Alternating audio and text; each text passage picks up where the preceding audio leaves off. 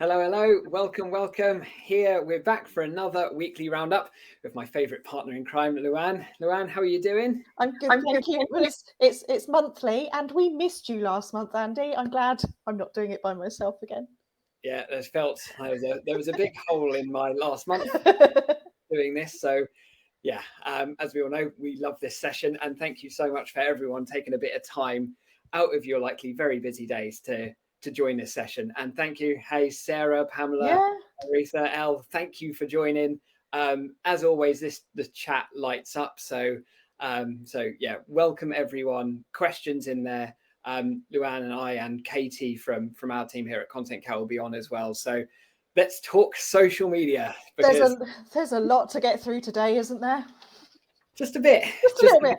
So we have a target between ourselves to get through this in 45 minutes. So as with usual roundups, this is a bit of a rocket ship. So let's dive straight into it. So just in case for any kind of new folk that have joined us, Luann, do you want to do a quick kind of intro for yourself before we dive in? Yeah, I will just quickly say, because I know it's going to come up in a second, we are recording. So because you've registered, you will get a copy of the recording. So we are going fast.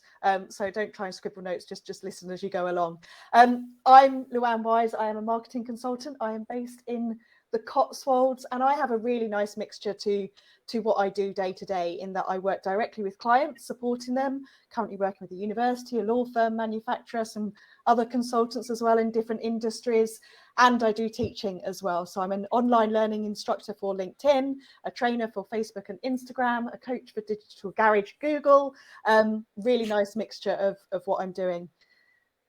Is there anything you don't do is more the question, Luann, but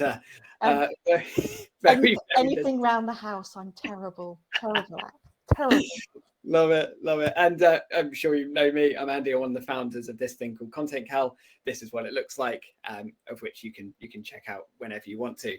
But as with this session, I say this every time, but I always want to kind of preface it with this, which is like, despite all of the things that we're going to show you today, we're going to start with like data. We're going to show some kind of big trends and some shifts and go into all the new features.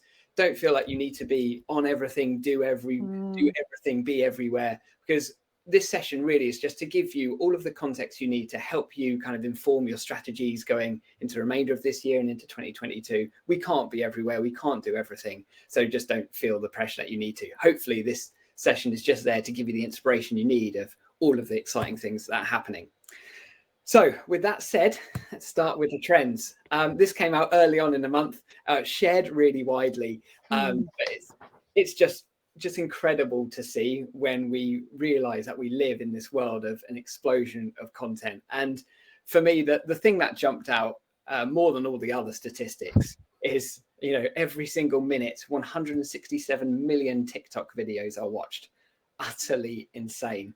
I don't know, Luann, was there anything else that jumped out for you in particular, other than it all being a bit nuts?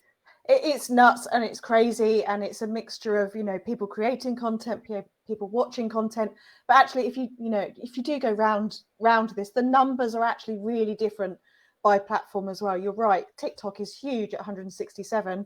Instagram, I think that's reels or users sharing, 65K. So the numbers are actually, there's big differences amongst the platforms as well. So it's worth kind of considering that, looking at your audience. Katie's the one that's watching all the TikToks. She said in the chat. So even though it is a chart and we share it and we skip past it, actually this is really important to show the pace of the content, not just in how much we're creating, and that we shouldn't just be pushing things out once because people could miss it really easily, but just how much content people are consuming across every platform as well. Very good point. So yeah, this was some data from Global Web Index, which is one of my favorite kind of data repositories. 250,000 people were interviewed for this. So this really, there's a couple of things I want to call out for this. Unsurprisingly, we're seeing an increased share of the amount of time that people are spending on social media, right? Which is good because we're on this conversation. But there's two other things that really stood out to me as well. Is the growth of music streaming. Obviously, we know platforms like Spotify are growing really quickly, but we also don't think about them as content marketing platforms. But increasingly, Spotify, as an example, are coming into more content marketing territory. Remember, a couple of months ago, they launched Green Room, which is their competitor to Clubhouse. their advertising proposition is looking much stronger. So it's actually not like everyone needs to go off to Spotify to start advertising and producing content on, but it's definitely something else to consider in our available content marketing channels. The other thing here is you can see this little section of podcasts taking over a huge this radio and expanding on it. Podcasts in particular growing at 8% per year. I think that's probably unsurprising to a lot of people on this call, because we know that podcasting has become increasingly popular. Competition is fierce for sure, but there's still lower competition on podcasts than in other channels. So I'm still a big advocate of that as a channel. I'm a huge advocate, and actually it has caught me by surprise a little bit, because for me, podcasts were always what I did when I was driving, traveling to meetings, commuting, and obviously we know that most of us haven't done very much of that over 18 months. So the fact that it has grown during that kind of period, I think we would have seen a bigger growth if what had happened in the world hadn't happened, because I associate a lot of podcast listening with commuting and traveling. I'd agree with that for sure. And this was a massive report, but there was really only 3 slides that really piqued my excitement and interest. And this was one of those, which was the role of content on social media, and looking at the demographics and the type of content certain demographics have a higher propensity to consume on social. So if we look at these demographic buckets, you'll see this one in this dark purple. So reading news stories seems to be the thing that's winning out for most demographics, which is the case for anyone 25 plus. So typically, those users are very much in a news consumption mode on social platforms as a predominant thing that they're doing. Not the only thing, as you can see here, but the predominance. But when you look at 16 to 34, because there is a close gap between 25 to 34 age bracket in terms of the thing that they're doing the most. But their main objective is around finding content, which is purely entertainment value. So it's something to bear in mind when we're thinking about our strategies. And the way I interpret this is like, when you think about the demographics that you're going after, thinking about what kind of content you're interrupting in people's feeds to get their eyes on your content. If they're consuming more news content, providing something that supplements that well, or if they're in more of an entertainment orientated mode, if you're targeting a younger demographic, then orientating more towards that entertainment led content would be the way I look at this. But Luann, I'm interested if you have any other interpretation or take on this. Yeah, I love the fact that we talk about it at buckets and different types of content, and that actually when we look at this as a whole, we need to have a mixture of them. We can't just pick one and go, oh, my target audience demographic really like this one, I'm only going to do this one. They are consuming all of it, so we do need that balance. I think it's something that we've said before as well, is that it's not always about our target demographic, but if it's B2B, we know that there's lots of people in that decision-making unit. If it's, for example, something like universities and students, we know that they're influenced by their parents as well. So it's about making sure we understand who's buying from us, but who's influencing them, and making sure that we've got that mix of content depending on what demographic they fall into as well. So always great to have this kind of guidance and part of your planning to use this kind of insight within it. Definitely. Yeah. So creators, the creator economy, one of my favorite topics at the moment. And the reason it's so important is that really the creator economy is driving the direction of social at the moment, because popular creators bring audiences. Audiences spend more time on the platform. More time on the platform means more opportunity for advertising inventory. The platforms are happy, the creators are happy. So really, creators lead behaviors of the social media platforms. And as you'll see from the other things that we're going to go on to in this particular updates, you'll see that's absolutely driving the new features that are being added to platforms. So this is why it's really important to look at data like this, because we can think about where's social going. Because at the moment, according to the Influencer Marketing Factory, 30% of creators would favor TikTok as their preferred platform for where they will be building their audience. And on the right-hand side is talking about like main source of income. And interestingly, this share is getting much bigger. This kind of lime green share that I'm hovering my mouse over, creator funds. You're going to see this happening. You would have seen this from previous roundups, but you'll see this a lot in the updates that we're going to share with you today. The platforms are falling over to themselves to try and find ways that creators can make a living off these platforms. Because if creators can make a living on the platform, they're not going to take their audience away onto things like Patreon or Substack, those kind of more private networks, or onto their own website. So this really is like we're in the midst of a bit of a talent war. But as we'll go on to talk about in some of the new updates as well, I think this is going to benefit us as businesses as well and give us some other marketing channels. Talking of TikTok quickly, just kind of moving on. Yeah, I'm sure you would have seen this. 1 billion monthly active users. Yeah, it's phenomenal, the level of growth. And if you want to look at how fast this growth was in comparison to other platforms, you'll see that they were the fastest platform to get to that level for 5.1 years. Facebook Messenger, arguably slightly faster, but that's kind of cheating when you already have a massive audience to monetize and roll out your product to. Yeah. So clearly TikTok's growth, unbelievable. So yeah, Luann, any comments on? Yeah, this is a really interesting area because we know it's growing fast. We know that TikTok are investing heavily. They're embracing their creators and they're supporting them. And I think as marketers, as brands, everyone's starting to really heat up that question now. Should I be there? Should I get involved? What should I do? I would say look at it. You don't have to dive in. We're obviously in that early adopter phase. But if you watch the Ryanair webinar a couple of weeks ago, or the recording's available, just you can use platforms as well, remember, just to understand your audience. Pinterest is a brilliant place. We've talked before about being able to understand trends and what people are buying and what people are pinning, and mood boards.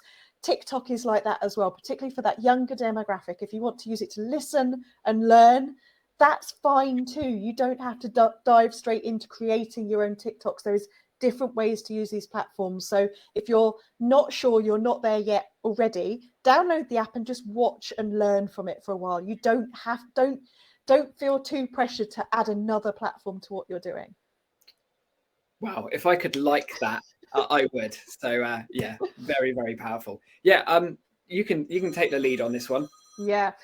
So this goes back to that news trend actually, and I'm kind of falling in love with Twitter again. I think it was because of all the news had got a bit toxic and a bit negative that, people move on and off Twitter. But really, if you look at the stats and what's coming through and how they're adding lots of new features, they really are leading on cultural trends and amongst a younger demographic as well. This one on the left, half of all tweets sent over the course of the year in the US came from Twitter users aged 16 to 24. And this is a bit of a plug because this is something that I've been working on. Climate content is really hot right now. We've got COP26 as a global conference starting at the weekend, running for the next 2 weeks. I've been looking at stats. I've got a white paper link I'll share in the chat in a second that I've been working on. But this was a really interesting one that I pulled out about how climate content on social media is making different users feel by generation. And it is our younger demographic that are really anxious about this, but they're also using social media to learn more about what they can do and how they can overcome it and take action and make a difference as well. So it's really, really important about not just news and what's happening now, but the bigger global events as well. Yeah, it speaks to the level of awareness of that audience on Twitter and the willingness to interact around those kind of more interesting, more deeper topics, let's call it. So yeah. I think because we often write off Twitter sometimes in our strategies because it's not growing as quickly, but for the place to converse around really topical things like this, yeah, it absolutely leads. Now, I'm going to touch on this actually because I saw this data. About 250,000 accounts were analysed through this for a company called Social Insider. And it really compared Facebook versus Instagram ad performance. So as the screens will be a little bit small, I'll narrate through this. In yellow, we've got Facebook spend, and in black, we've got Instagram. So if you look at that, there's a marginal growth of each. Advertising on Facebook growing a lot quicker than Instagram in terms of the amount of spend. But you can see that the spend propensity on Facebook is so much higher. But despite that, you're seeing cost per click values for Facebook go up much, much higher. Well, they are orders of magnitude higher already, but you're seeing that go up and down, and there's a lot of peaks and troughs in it. And of course, as we enter Q4, we expect to see CPCs increase as far as our advertising goes. But the bit that I found particularly interesting in this is because despite like our preference to spend on Facebook and the 4 times higher CPCs that you see, click-through rates are in a declining trend and have been for the last 18 months, whereas Instagram is still very consistent and static, which is interesting because certainly if you look at people's marketing budgets when it comes to paid, you'll still see them pumping more and more into Facebook. Yet Facebook's performance seems to have a few more question marks over it at the moment. Then click-through rates from Instagram by platform placement. This was another surprise to me. So the one in teal is your feed. This one in black is explore. And this one with the highest click-through rate is stories. So yeah, that was an interesting one for me in terms of what was driving the biggest click-through rate. So it's some interesting insights in terms of our advertising performance. But Luann, can you take us through? I can. So let's start with Facebook. So this isn't a big surprise, I think, as a stat. So as we said at the beginning, so many changes this month, but we'll fly through as many of them as we can.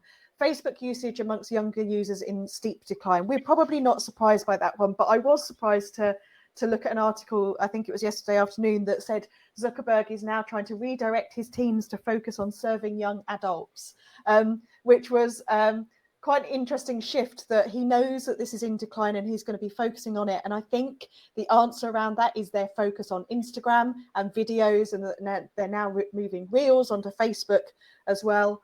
My experience is that younger users are still on Facebook, but they tend to go there when they need to, rather as a default. So they may feel that they need to when they're joining a university freshers group or a social society, or mums joining Facebook when their kids go to school and they need to go in those conversations. I think it's much more of a need to be on there and fear of missing out rather than an automatic.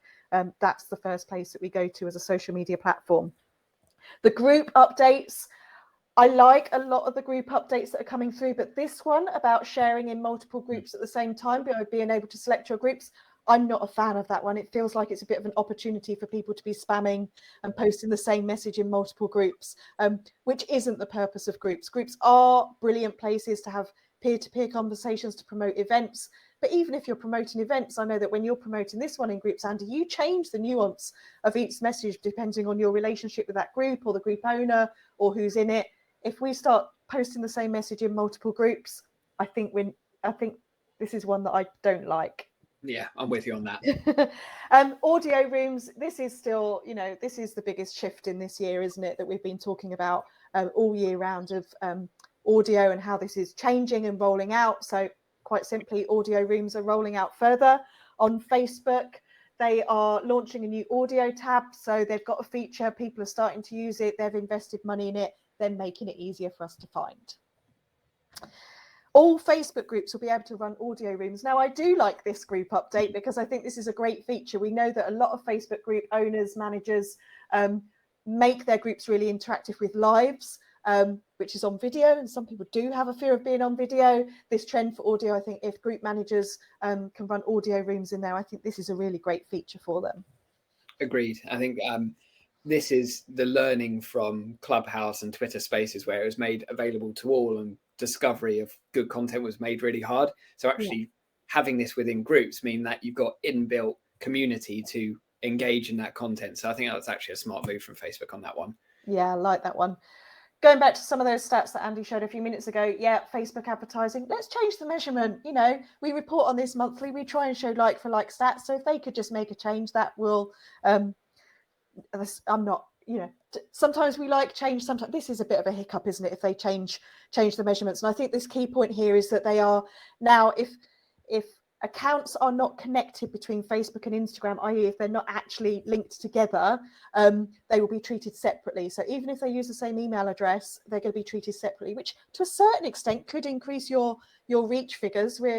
One of the clients I work with, we're seeing it as a positive change when we're reporting on our KPIs, but at the same time, changes to measurement is always tricky.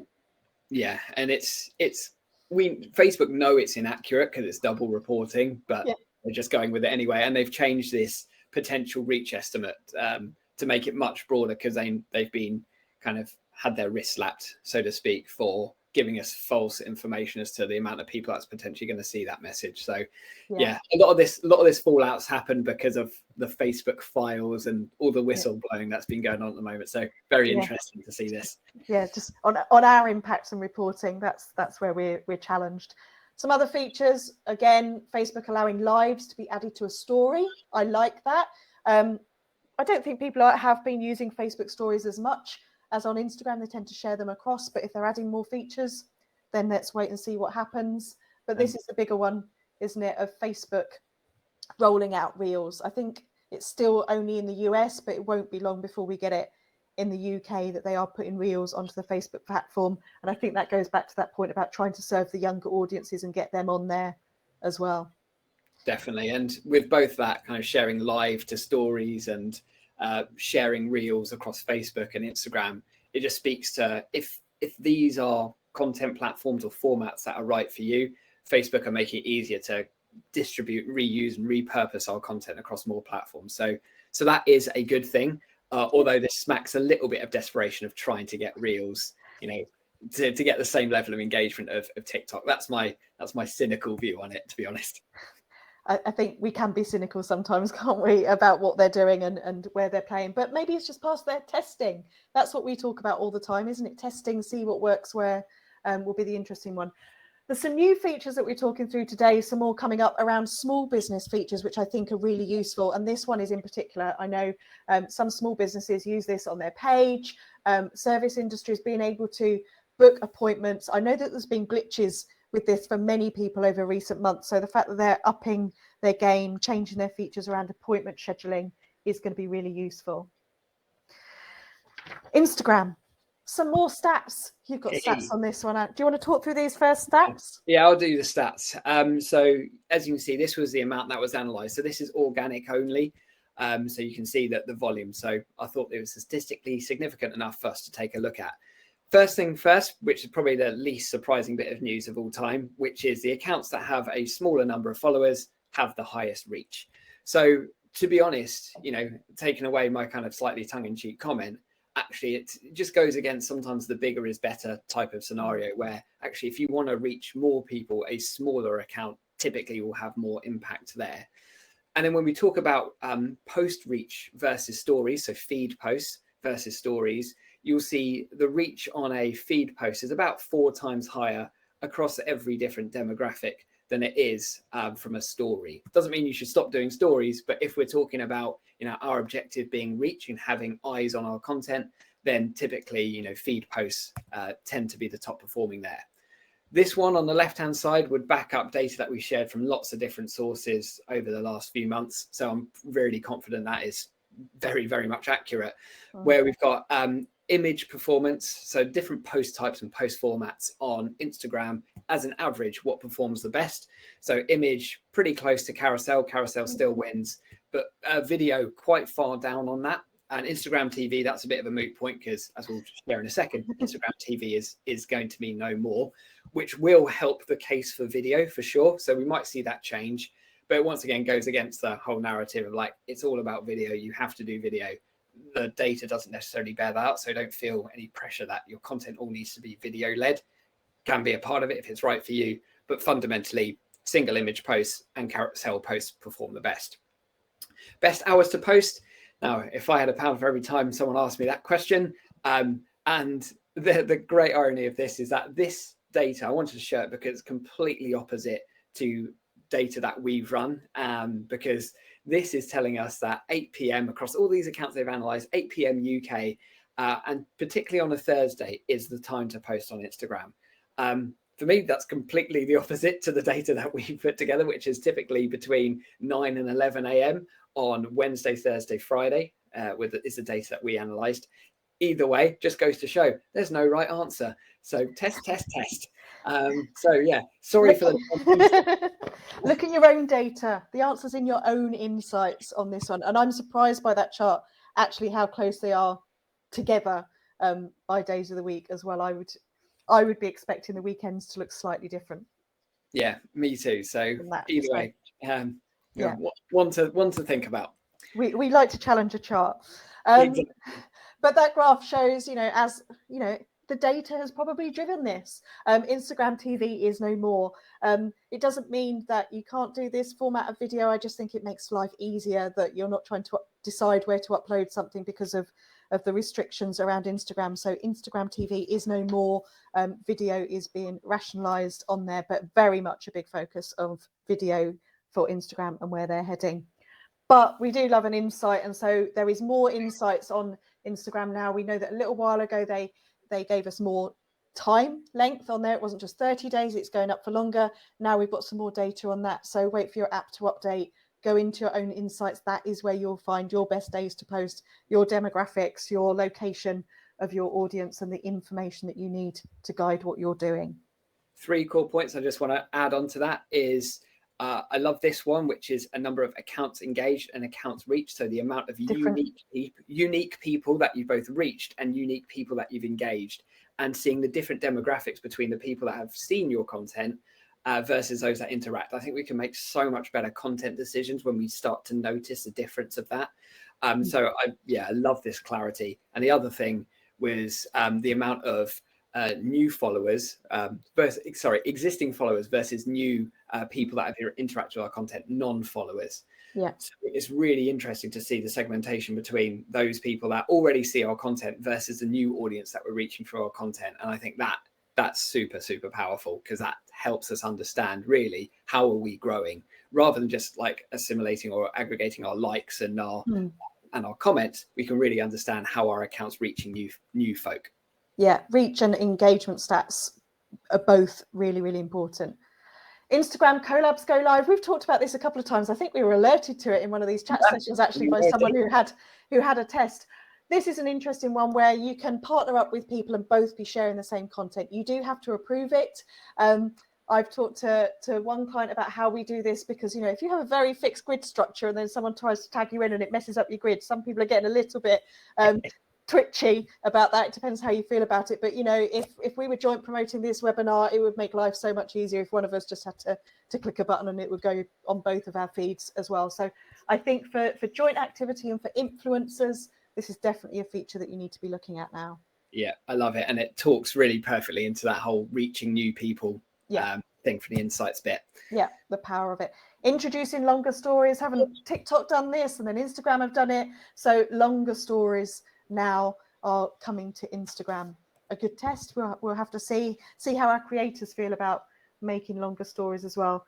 And then that sharing of reels to multiple accounts.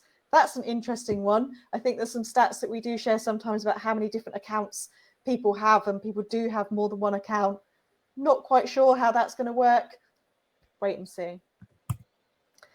Scheduling your live streams. People do like to live on a schedule and promote things in advance. It's often hard to get your users to engage with things if they're not expecting you to go live. So the fact that you can now schedule live streams, great feature.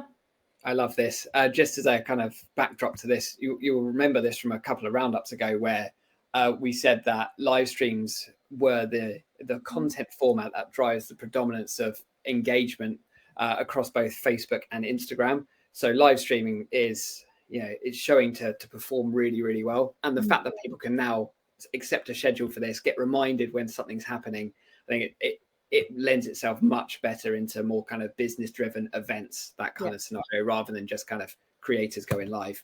Yeah.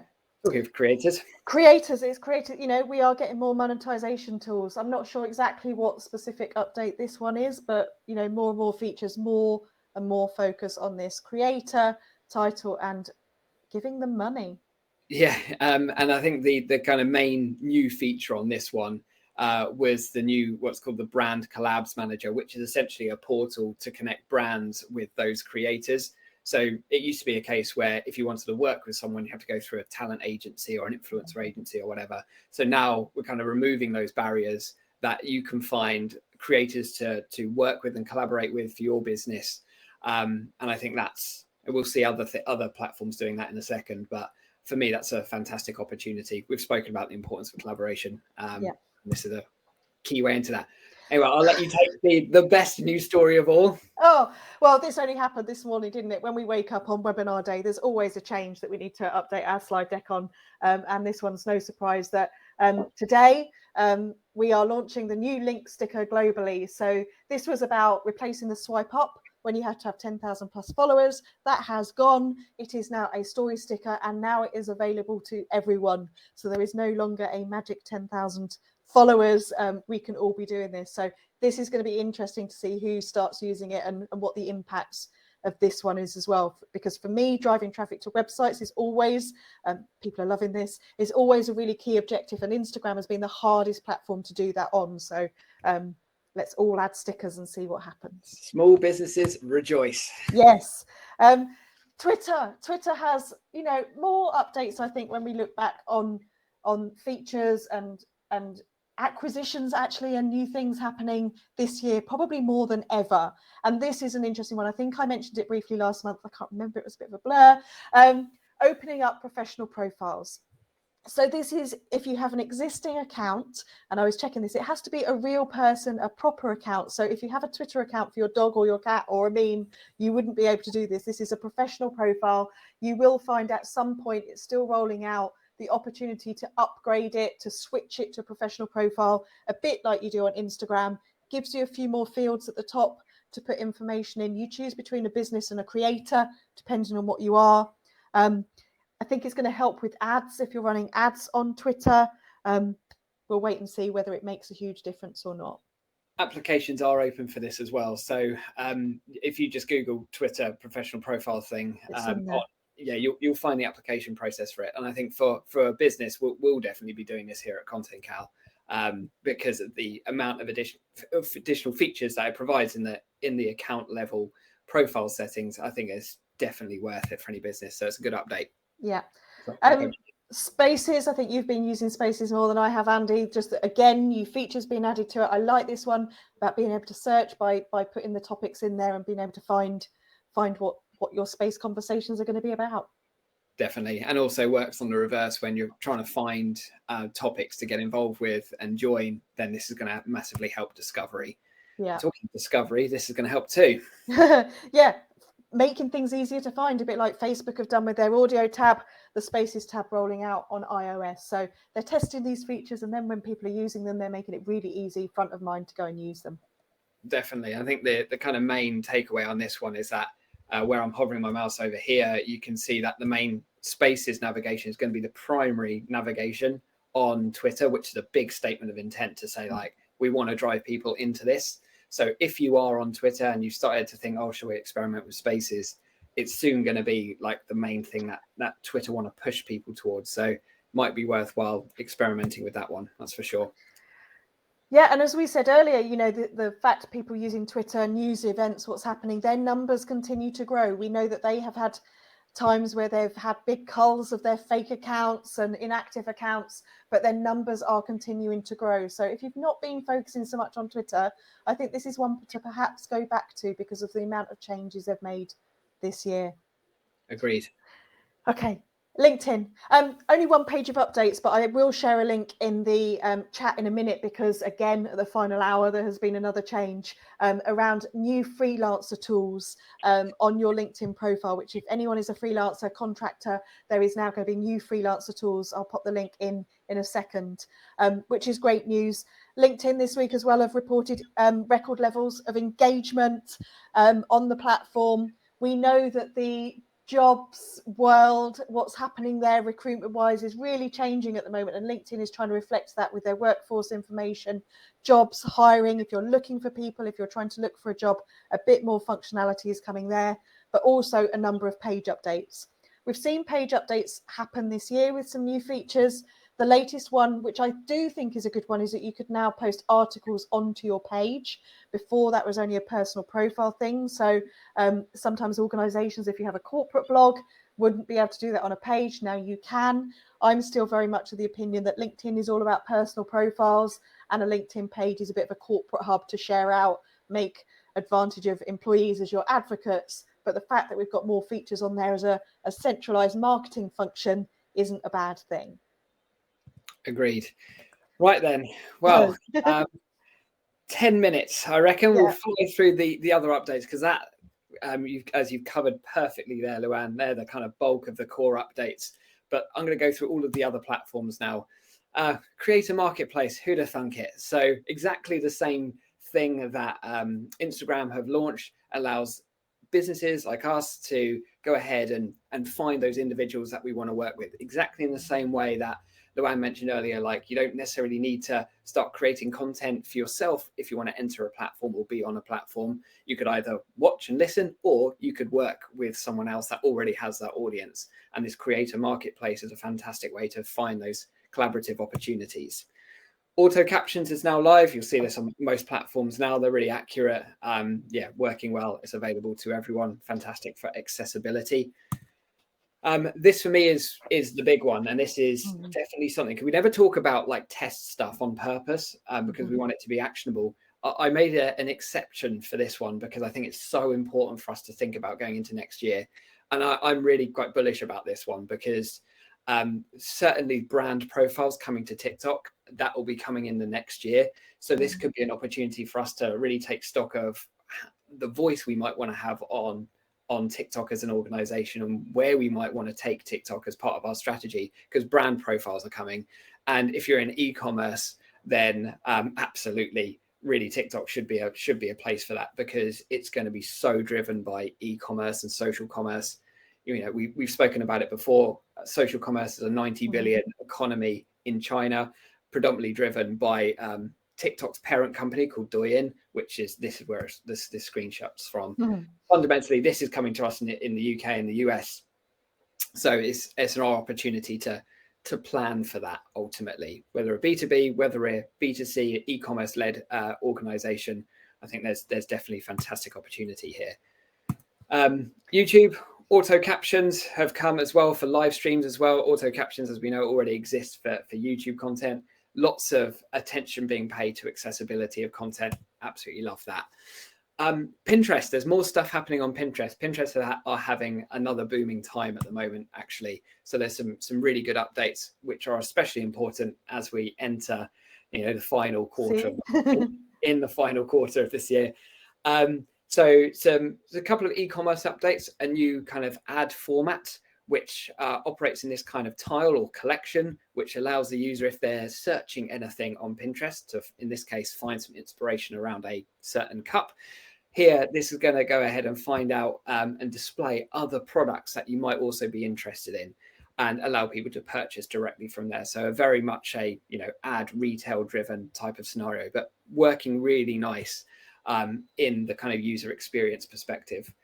Also, for any sellers on Pinterest, certainly for those more on kind of sustainably focused, and I think this really talks to the Pinterest audience, is that they're putting the kind of business values at the top of the company page on Pinterest. So if you're eco-friendly, inclusive, invested in good in this example, you can start to see like the demographic of Pinterest, that they want to shop local, they want to shop with an organization that represents the same values as them. So they're really leaning into that. Pinterest are launching Watch, which is quite similar to TikTok. There are some nuances that I won't go into right now in the interest of time, but it's really that full screen takeover type of scenario. So that's what Watch is all about. And it's really about trying to create different and slightly more engaging content, whereas Pinterest typically has been driven through pins and static imagery, whereas this becomes much more immersive, trying to keep people on the platform for longer. Watch also links into this thing called Takes, which is very similar to TikTok Duets in its kind of idea. And it allows people to take inspiration from something that's already been created and build on this. So in an example like this example, whereby an organization that, let's say they sell eyeshadow, here, then other individuals, users of that product, can go ahead and share how they've been using that eyeshadow and their different looks, for example. And it really starts a kind of momentum around user-generated content, which I think Pinterest have really got this right from a kind of a buyer perspective, where buyers can gain inspiration around a certain product, see others using it, get inspiration from a really broad demographic of different types of people using it from lots of different demographics, and then go, actually, this is the right product for me. And through the Pinterest lens, can even try on the product through augmented reality and then purchase directly through Pinterest. That is a really powerful consumer experience. And that's where Pinterest are going. And I think, for B2C focused organizations, particularly ones that have more of a kind of ethical, sustainable orientation to them, this feels really a really strong proposition. Then Pinterest creator monetization. getting bored of saying this word. But you're going to see this across lots of platforms launching these challenges. And I think contextually, this is really interesting because it starts to show how much these platforms, these social networks, want to start paying for good content to be on the platform. So Pinterest, in this example, sets certain challenges of which people have to create content to address that challenge. And for those that drive the best engagement, will get paid for it. And it shows like the importance of creating quality content on the platform and how much the platform, Pinterest in this instance, really care about that they will just pay directly for that quality of content. And that's really starting to drive the behavior of these platforms. Exactly the same thing happening here at Snapchat as well. In this instance, they've got this life hack challenge where people can win £250 for like delivering the best engagement of that. Because fundamentally they know that it's a very popular theme. They want lots of content around this theme, and it really starts, getting those creators on Snapchat orientating around these challenges. Now, for us as businesses, we might think, how is that relevant? But actually, if we keep an eye on these challenges, this gives us a clue as to what content is going to trend, certainly around the hashtags as well. So that's just an interesting thing to keep an eye on. I'll just jump in there. So, because I'm a bit of a book geek as well, I've recently read, I think it's The Attention Economy, the whole background to TikTok and how it took off. And actually, they talk a lot in there about how they use challenges and that they use challenges to get over that. As a creator, I don't know what to create, I don't know what to do. And, TikTok, their growth was really significant because they set challenges and they went out to a very specific target audience of students and fashion students to give them the challenge. So actually, in terms of our content that we need to create, we can learn from that. But if we ask people to do something and create a challenge around it, I've got a client at the moment, we're doing a weekly challenge around things that they can do. People can then get involved. So it's about making it easy for people to get involved by giving them guidelines and slightly competitive angle to this as well. That if you want user generated content, you've got to give some guidance to that. And the platform's just showing us how to do it. Yeah, I love that. Really great input. Clubhouse. So link sharing, really simple, but fundamentally, it's always been a bit of a challenge to share Clubhouse links. Now they've made that easier. Also launching something called Clips, which takes the last 30 seconds of an audio room, of which makes it easier and more engaging to share that online. So for those that are still invested in Clubhouse and using it regularly, there's some better sharing tools. And with that, slightly earlier than planned, wow, we finished it. So let's give you a brief summary. So to kind of sum up some of the themes that we've got through there. So, potentially rethinking our advertising strategies in the light of some of the things that we've highlighted today. Maybe creator monetization, driving social media direction. We said that at the start, and we've definitely seen that out through even just these changes that have happened in the last month. So you can really start to see social media platforms orientating around that. It's definitely worthwhile watching everything that's happening in the creator economy, because it gives you a clue as to what's going to be driving the social media platforms direction, I should say. Collaboration is key to growth. It's always been key to creating content, and the platforms are making it easier through like Instagram collabs, through the kind of brand collabs manager, which you'll see on Instagram, and also through the creator marketplace that exists on TikTok. Gives us opportunity to work with others to extend our reach. And then I think I've been buoyant enough about TikTok as a platform and its potential, especially when brand profiles become part of it. So they are the 4 key takeaways. Anyway, you don't know that. You don't need to see that because you know who I am. I'm going to stop sharing. So let's go ahead back to the session. Do we have any questions? We haven't really got questions. We've got comments, but Katie's been answering those when people have asked about scheduling, and of course use Content Cal because that's the tool, that's the platform that we're here. Some examples, pointing people to your other webinars that you've done, and I will share, your webinars that you're, with people doing this stuff, from Innocent to Ryanair to the council, NHS. It is so important to just hear other people's stories and learn from what they're doing, because we are all learning all of the time. No one has the silver bullet and the magic answer, because the world is changing so quickly and we're working in different sectors. It's for sessions like this to come together and learn and share ideas.